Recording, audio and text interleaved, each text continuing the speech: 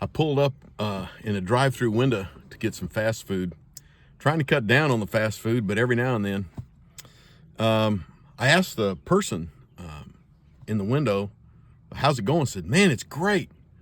I said, "Why is that?" He go, "Man, it's dead. There's nobody driving through here. This is great." And I smiled and said, "Are you the owner?" They go, "No." I said, "I didn't think so." There's a place that I normally buy fuel, and the last few times I've been through there, they don't have a receipt at the pump.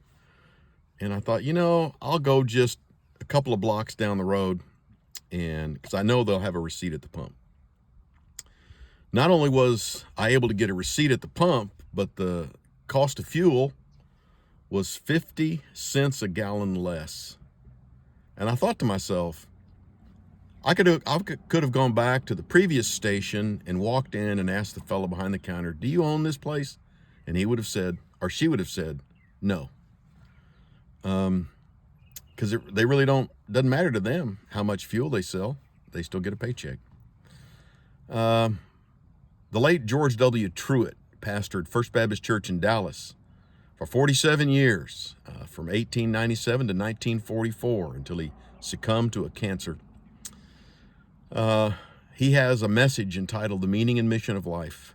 It's one of the finest sermons I've ever heard preached, and it's all about stewardship. Stewardship says this: we don't own anything, but God has asked us to manage well many different things. Stewards don't own, they just manage on behalf of another.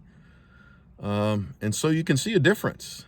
God-fearing people, Jesus-following Christians tend to be and ought to be in the business of managing well the things with which God entrusts us. So I just had a little kind of reminder today of some of these life lessons. None of us actually really own, but all of us have been asked to manage. Let me leave you with the words of St. Paul.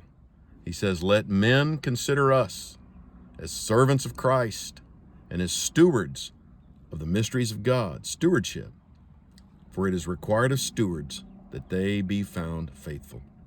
Hope you've had a wonderful day. God bless you. Have a good evening.